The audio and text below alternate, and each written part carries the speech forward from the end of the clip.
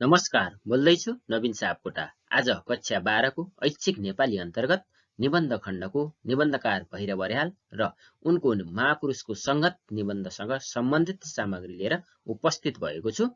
यस सामग्रीभित्र निबन्धकार भैरव अर्यालको परिचय र प्रवृत्ति, निबन्धकार भैरव अर्यालको महापुरुषको संगत निबन्धको निबन्धका तत्त्वहरू, विषयवस्तु, मूलभाव, विचार, उद्देश्य, भाषा शैली, शिल्प, शीर्षक, सार्थकता आदिको आधारमा गरिएको विश्लेषणसँग सम्बन्धित सामग्रीहरू समेटिएको छ।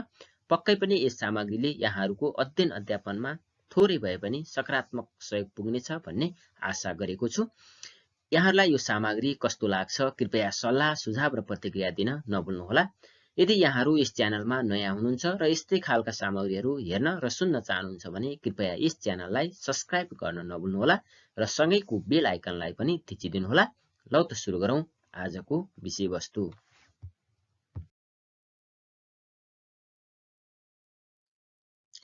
आउनुहोस् सुरु गरौँ आजको विषयवस्तु। सुरुमा निबन्धकार भैरव अर्यालको परिचय। नेपाली हाँस्यव्यङ्ग्य क्षेत्रका शिखर व्यक्तित्व भैरव अर्यालको जन्म विक्रम सम्वत 1994 साल असोज 5 गते कुपण्डो ललितपुरमा एक निम्न मध्यम वर्गीय परिवारमा भएको थियो। उनी पिता होमनाथ अर्याल र माता खेमकुमारी अर्यालका पुत्र हुन्। उनले नेपालीमा MA सम्मको अध्ययन गरेका थिए। उनले विभिन्न सङ्घ संस्थामा आबद्ध भएर सेवा गरेका थिए। अर्यालका निबन्ध, समीक्षा एवं सम्पादित कृतिहरू प्रकाशित छन्। उनको निबन्ध यात्राले अनेक घुम्ती पार गर्दै अवसानमा पुगेको देखिन्छ। कविता लेखनसँगै निबन्ध लेखनको पूर्वाभ्यास गरेका अर्यालले 2013 सालमा खोलापारीका पुरेत बाजे निबन्ध हाल खबर पत्रिकामा प्रकाशित गराएर औपचारिक रूपमा निबन्ध यात्रा सुरु गरेको देखिन्छ। उनका काउकुती 2019, जयभुँडी 2022, गलबन्दी 2026, इतिश्री 2028, 10 अवतार 2033 र टेढो ऐना 2063 जस्ता हास्य व्यङ्ग्यात्मक निबन्ध संग्रहहरू प्रकाशित छन्। उनका टेढो ऐना बाहेकका निबन्ध संग्रहहरूलाई भैरव अर्याल पुरस्कार गुठीले 2060 सालमा भैरव अर्यालका हास्य व्यङ्ग्य शीर्षकको संग्रहमा संग्रहित गरेको छ। साझा कथा, साझा निबन्ध, छायाङ्कन कविता संग्रहको सम्पादन गरेका अर्यालले रचना, रत्नश्री, मधुपर्क, गोर्खापत्र र हाल खबर जस्ता पत्रिकाको समेत सम्पादन गरेका थिए। उनले गोर्खापत्रको सम्पादकीय फाँटमा जागिरे भएपछि राजनीतिक, सामाजिक र आर्थिक महत्त्वका समसामयिक लेखहरू लेख्दै खारिएको मस्तिष्कबाट हास्य व्यङ्ग्य निबन्धमा कुशलता प्राप्त गरेको देखिन्छ। लगभग 17 वर्षको लेखन अवधिमा यति धेरै निबन्ध नेपाली निबन्ध साहित्यलाई दिने अर्यालले हास्य व्यङ्ग्य निबन्धको विकासमा विशेष योगदान पुर्याएका छन्। उनले विक्रम सम्वत 2022 सालको राष्ट्रिय कविता महोत्सवमा प्रथम पुरस्कारबाट पुरस्कृत र 2026 सालमा रत्नश्री सुवर्ण पदकबाट सुशोभित हुने अवसर प्राप्त गरेका थिए। उनको मृत्यु विक्रम सम्वत 2033 साल असोज 19 गते गोकर्ण काठमाडौँमा भएको थियो। अब निबन्धकार भैरव अर्यालका निबन्धगत प्रवृत्ति तथा विशेषताहरूलाई हेरौँ।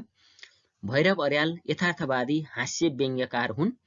नेपाली साहित्यका प्रखर हास्य व्यङ्ग्य निबन्धकारका रूपमा रहेका भैरव अर्यालका निबन्धमा राष्ट्रियदेखि अन्तर्राष्ट्रिय स्तरसम्मका विसङ्गतिलाई कोट्याउँदै सुधारको अपेक्षा गरिएको पाइन्छ। उनका निबन्धमा हास्यका साथसाथै व्यङ्ग्यका झटराहरू हानिएका हुन्छन्। उनी आत्मपरक निबन्धकार हुन्। उनलाई सफल बनाउने प्रवृत्ति भने हास्य व्यङ्ग्य नै हो।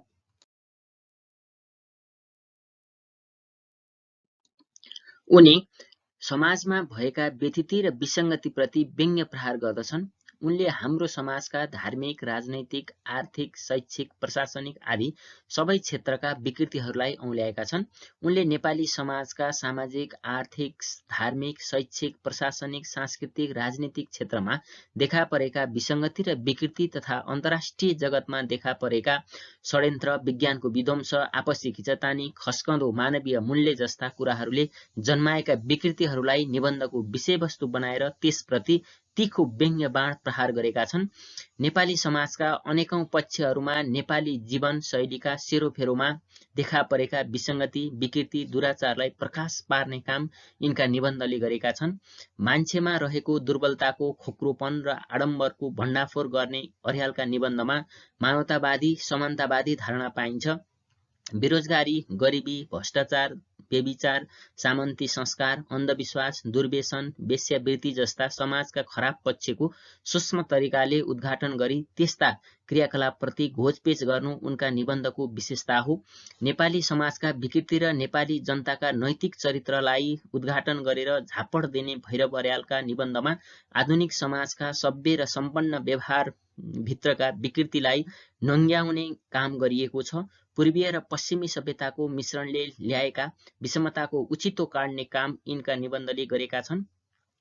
शस्त्र अस्त्रको निर्माणले मानव सभ्यताको सम्भावित विनाशबाट त्रसित र भयभीत विश्व, मानव परिवेश र चिकित्सा शास्त्रको वैज्ञानिक आविष्कारका नाममा मानव अङ्गहरूको प्रत्यारोपण जस्ता विषयलाई संवेदनशील रूपमा प्रस्तुत गरेका छन्।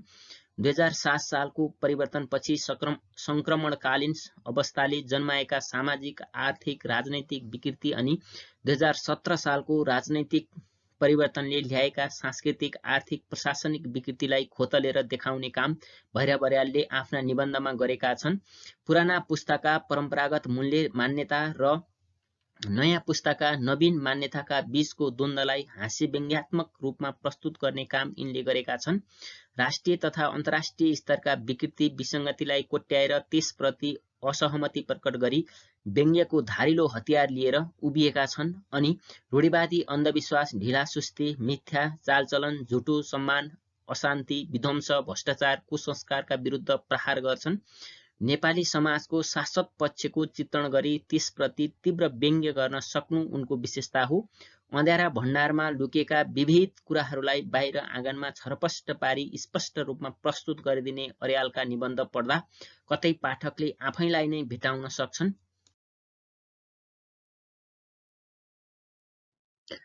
हास्य र व्यङ्ग्यको सन्तुलित प्रयोग पाइने उनका निबन्धमा शिष्ट व्यङ्ग्य पाइन्छ।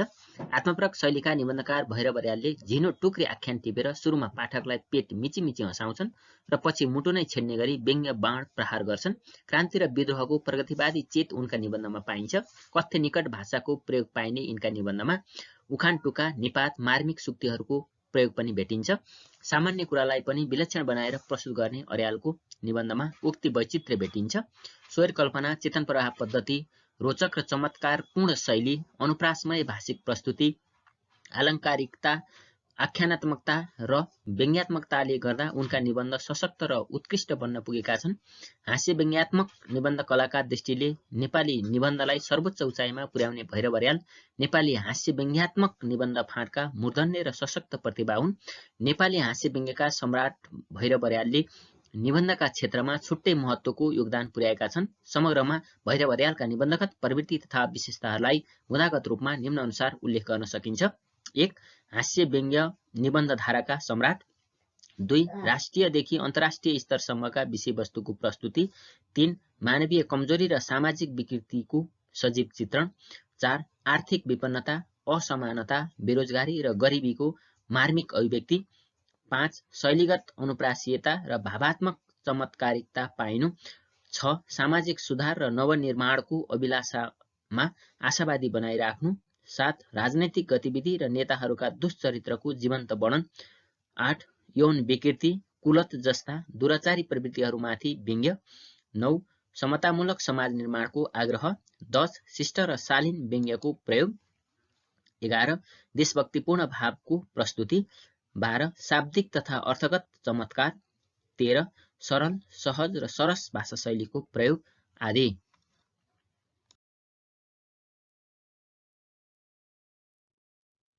अब निबन्धकार भैरव अर्यालको महापुरुषको सङ्गत निबन्धको विश्लेषणतिर लागौं। सुरुमा विषयवस्तु। भैरव अर्यालको महापुरुषको सङ्गत निबन्ध जयमणी 2022 निबन्ध सङ्ग्रहमा संग्रहित निबन्ध हो। यो निबन्ध हास्य व्यङ्ग्यात्मक निबन्ध हो। समाजमा देखिएका ठूला बडाले महापुरुषको उपमा पाएका छन्। महापुरुषको सङ्गत गर्दा तिनबाट प्राप्त भएका आचरण, व्यवहार, संस्कृति र संस्कार हाँसो उठ्दा भएकोले निबन्धकारले तीव्र व्यङ्ग्य प्रहार गरेका छन्। उनले यस निबन्धमा वर्तमान समाजका गण्यमान्य, बुद्धिजीवी र लोकप्रिय व्यक्तिहरूमा देखिएको ठूलो, लुलो, अस्थिर र खोक्रो प्रवृत्तिप्रति व्यङ्ग्य गरेका छन्। निबन्धमा समाजमा रहेका महान पुरुष कहलाइएका व्यक्तित्वहरूको भित्री मनसाय, अपराध मनोवृत्ति र काला कर्तुतहरूलाई हास्यास्पद रूपमा प्रस्तुत गर्दै तीखो व्यङ्ग्य बाण प्रहार गरिएको छ।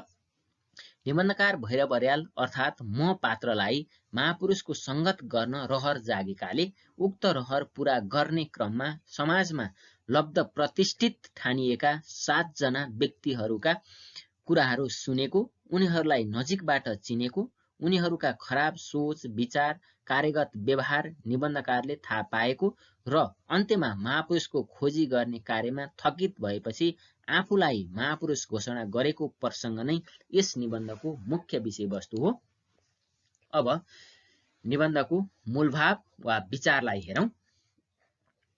निबन्धकार भैरव अर्यालले महापुरुषको संगत निबन्धमा सामाजिक क्षेत्रका धर्म, संस्कृति, राजनीति, शिक्षा, प्रशासन, व्यापार र नागरिक समाजका क्षेत्रमा लागेका अगुवा प्रतिनिधिमूलक पात्रहरू उभ्याएर तिनको संकेतबाट प्राप्त भएका दुर्गन्धित व्यवहारहरूको बारेमा प्रकाश पारेका छन्। नेपाली समाजका विद्यमान सामाजिक, धार्मिक, सांस्कृतिक, राजनीतिक, प्रशासनिक क्षेत्रमा देखा परेका विसङ्गति र विकृतिलाई विषयवस्तुका रूपमा लिई नेपाली समाजको यथार्थ चित्र प्रस्तुत गर्ने काम यस निबन्धमा गरिएको छ। नेपाली समाज भित्रभित्रै कतिसम्म थिलथिलिएको छ र पिल्सिएको छ भन्ने कुरा यस निबन्धले देखाएको छ। नेपाली समाजमा ठूलाबडाका रूपमा गनिँदै र मानिँदै आएका व्यक्तिहरूको भित्रभित्रै खराब आचरण, आडम्बर, व्यभिचार, चोरी, तस्करी, भ्रष्टाचार आदिमा संलग्न रहेको यथार्थ तथ्यलाई प्रस्तुत गरी त्यस्ता व्यक्तिहरूको खिल्ली उडाउँदै तिनका क्रियाकलापप्रति व्यङ्ग्य गर्ने काम यस निबन्धमा गरिएको छ। बाहिर अत्यन्त महान र सदाचारी देखिने व्यक्तिहरू भित्रभित्रै कतिसम्म नीच र दुराचारी हुन सक्छन् भन्ने कुरालाई यस निबन्धमा छर्लङ्ग देखाइएको छ।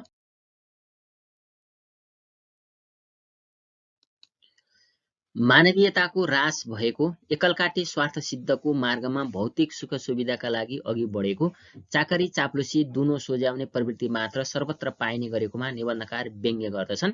ज्ञान, गुण र सत्सङ्गतले जीवन परिवर्तन हुन्छ कि भन्ने अभिलाषा राखेर लम्बरी पण्डितको घरमा पुगेका म पात्र पण्डितको व्यवहार र पाण्डित्य दर्शनबाट आश्चर्यचकित हुन्छन्।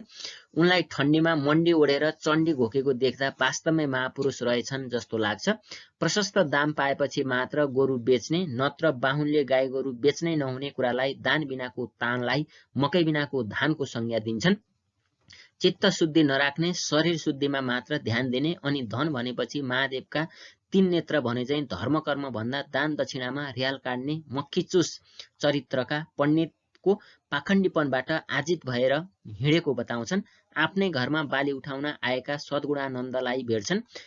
खानकी जग्गा राखेर बाली उठाउँदै हिँड्ने, ताक परे राजनीति गर्ने, आफ्नो पुरुषार्थको वर्णन गर्ने लोभी अहङ्कारी व्यक्तिका रूपमा बाहेक अन्य कुरा सद्गुणानन्दबाट केही प्राप्त गर्दैनन्। म पात्रले गेरु वस्त्र धारण गर्ने आडम्बरी चरित्रका व्यभिचारी मनुवाहरूको व्यवहार छलकपटपूर्ण रहेको बताउँछन्। त्यसै गरी अघिल्तिर कन्या, साथमा सदुवा र पछिल्तिर 100औं बुढी र विधुवालाई राखी गोपिनीको चिरहरण सुनाउँदै हिँड्ने गोपी गुरुप्रति समेत निबन्धकार व्यङ्ग्य प्रहार गर्दछन्। रुपैयाँ पैसाका भक्त यौन पिपासु आसक्त ढोगी गुरुको चरित्रप्रति निबन्धकार खिन्नता प्रकट गर्छन्। महापुरुषकै खोजीमा लागि कालो साउ कहाँ निबन्धकार पुग्छन्। शरीर गाई बेचेर वा भाइ मारेर पनि धन कमाउनु पर्छ भन्ने विचार कालो साउबाट पाउँछन्। बुहारी चेली बेचेर मनक्के धन कमाउने कालो साउ तस्कर, गुण्डागर्दी गर्ने व्यभिचारीलाई देख्दा कुख्यात तस्कर भएको थाहा पाउँछन्। महापुरुष खोज्दै जाँदा देहाल बाउसँग भेट हुन्छ।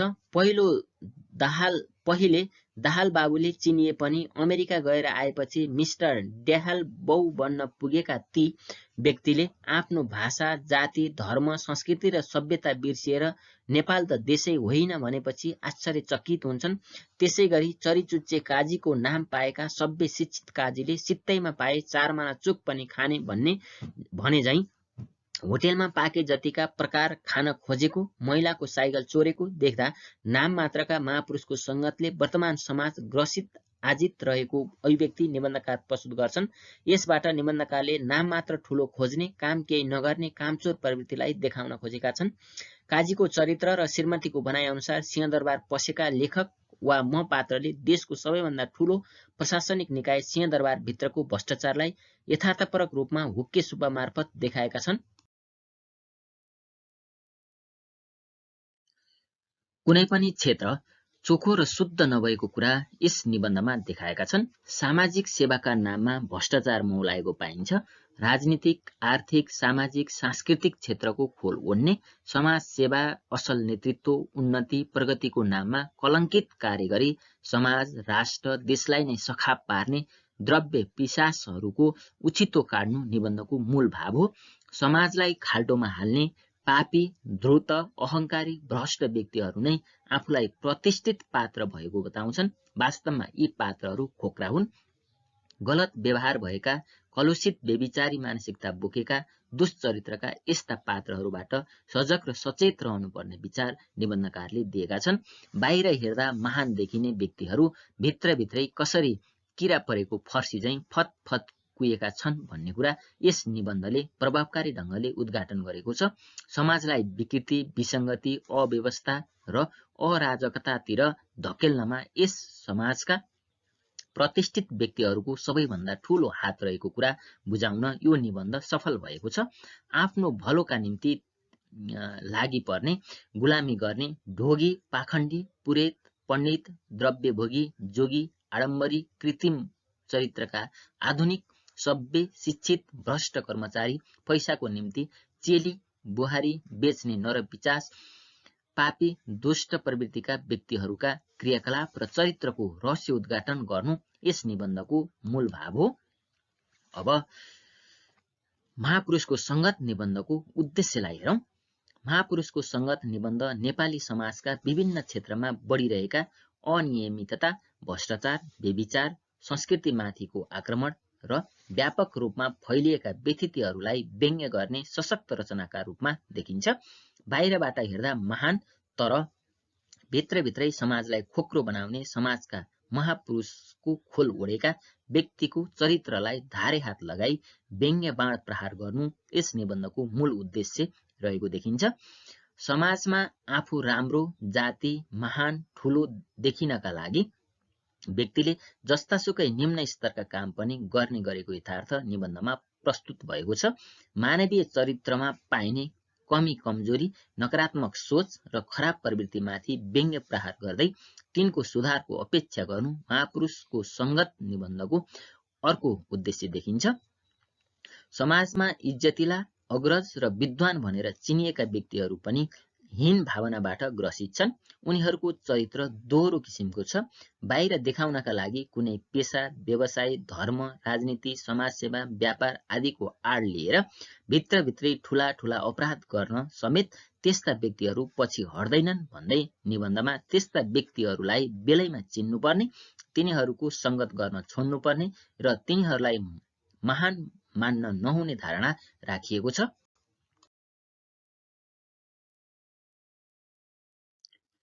समाजको विकासमा बाधक बनेका खराब पात्र र तिनका काला कर्तुत्वहरूलाई प्रकाशमा ल्याउनु निबन्धको अर्को मूलभूत उद्देश्य हो। वास्तवमा अपराध देखेर पनि नदेखे चाहिँ गर्नु र अन्यायलाई सहेर चुपचाप बस्नु पनि अपराध नै हो।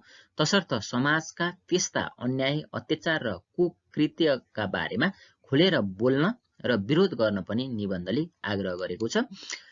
व्यङ्ग्य निबन्ध भए पनि यसको मूल उद्देश्य सामाजिक यथार्थको उद्घाटन गरी सत्यसँग पाठकलाई परिचित गराउनु र ती विकृतिलाई नामेट पारी समाज सुधारको भित्री सन्देश दिनु रहेको पाइन्छ। समाजका ठूला बडा भनाउँदाहरूको कुकृत्य सहेर बस्नु हुँदैन, त्यस्ता कार्यको भण्डाफोर गर्नै पर्छ। त्यस्ता अपराधीलाई न्यायको कठघरामा उभ्याएर दण्ड सजाय दिलाउनै पर्छ। त्यसका लागि समाजका सचेत वर्गले जागरुक र एकजुट भई आवाज उठाउनुपर्छ भन्ने सन्देश पनि निबन्धमा व्यक्त भएको छ। समाजमा रहेका उच्च र सम्माननीय ठानिएका व्यक्तिहरूका सोच, धारणा, अहम, कुकृत्य आदिको प्रस्तुतिका माध्यमबाट सामाजिक विकृति र विसङ्गतिको विरोध गर्दै सभ्य, शान्त, समुन्नत, सृजनशील समाज निर्माणको चाहना व्यक्त गर्नु निबन्धको मूल उद्देश्य हो। समग्रमा नेपालका महान व्यक्तिहरूको चारित्रिक कमजोरी औल्याउनु, विकृति विसङ्गतिका तमाम क्षेत्रहरू पहिचान गरी तिनीहरूमाथि व्यङ्ग्य गर्नु, व्यक्तिगत प्रवृत्तिका विविध कमजोरीको चरित्र गर्नु आदि यस निबन्धका उद्देश्यहरू हुन्। अब भाषा शैली शिल्पलाई हेरौं।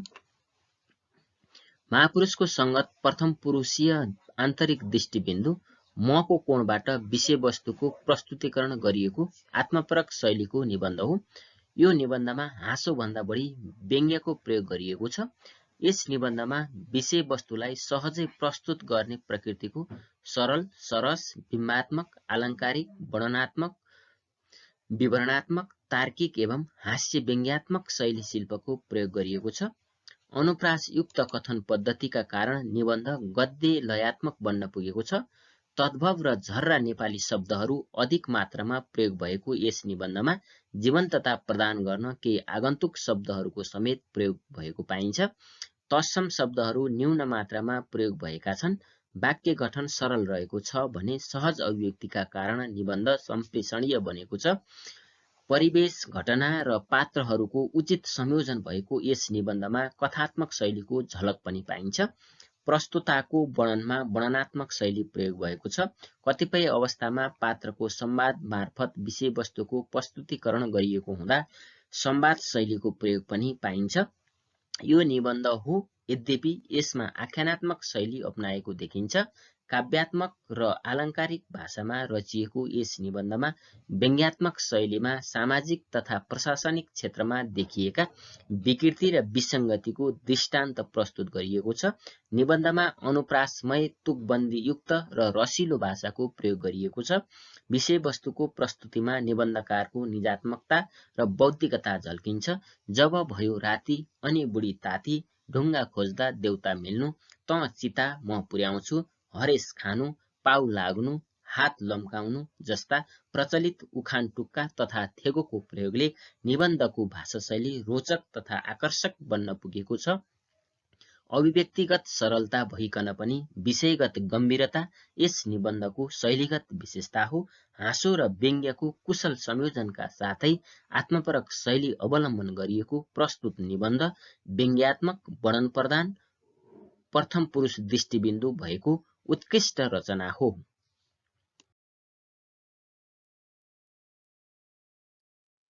अब शीर्षक सार्थकतालाई हेरौं। महापुरुष शब्दमा षष्ठी विभक्ति को र संगत शब्दको मेलबाट महापुरुषको संगत शीर्षक निर्माण भएको छ। पदावलीगत रूपमा यस निबन्धको शीर्षक विधान गरिएको छ। पुरुष शब्दमा महान विशेषण प्रयोग भएकाले सामान्य व्यक्तिभन्दा बेग्लै विशिष्ट प्रतिभावान वा विशेष विशेषताले युक्त व्यक्ति भन्ने बुझिन्छ भने संगत शब्दले त्यस्ता महान पुरुषसँग सम्पर्क, हेलमेल, उठबस गर्नु भन्ने अर्थ बोध गराउँछ। अभिधा अर्थमा महापुरुषसँग संगत गरेको अनुभूति शीर्षकले पुष्टि गरे पनि निबन्ध पढिसक्दा महापुरुषको खोजीमा हिँडेका म पात्रले कतै पनि महापुरुष नपाएको र आफैलाई वा सर्वसाधारण व्यक्तिहरू नै महापुरुष हुन् भन्ने निष्कर्ष निकालेकाले ध्वन्यात्मक अर्थमा प्रस्तुत निबन्धको शीर्षक सार्थक देखिन्छ। महापुरुष शब्दको शाब्दिक अर्थ त्याग र सेवाको भावना भएका सज्जन व्यक्तिहरूसितको सम्बन्ध वा सम्पर्क भन्ने हुन्छ। यस निबन्धमा महापुरुषको संगत शीर्षकले स्वार्थी, अत्याचारी, आडम्बरी, कृत्रिम प्रवृत्तिका व्यक्तिहरूको संकेत भन्ने प्रतीकात्मक अर्थ प्रदान गरेको छ। महापुरुषका नाममा कलङ्कको खोल ओढ्ने मानवहरूप्रति व्यङ्ग्य व्यक्त गरेको छ। निबन्धले राजनैतिक, धार्मिक, सामाजिक, सांस्कृतिक आदि विभिन्न क्षेत्रमा देखिएका आडम्बरी महापुरुषप्रति तीखो व्यङ्ग्य प्रहार गरेकोले शीर्षक सार्थक छ। हस्त आजको विषयवस्तु यति नै। यहाँलाई यो सामग्री कस्तो लाग्छ कृपया सल्लाह, सुझाव र प्रतिक्रिया दिन नभुल्नुहोला। यदि यहाँहरू यस च्यानलमा नयाँ हुनुहुन्छ र यस्तै खालका सामग्रीहरू हेर्न र सुन्न चाहनुहुन्छ भने कृपया यस च्यानललाई सब्स्क्राइब गर्न नभुल्नुहोला र सँगैको बेल आइकनलाई पनि थिचिदिनुहोला। फेरि अर्को सामग्रीमा भेट हुने नै छ। त्यतिन्जेलसम्मको लागि बिदा चाहन्छु। नमस्ते।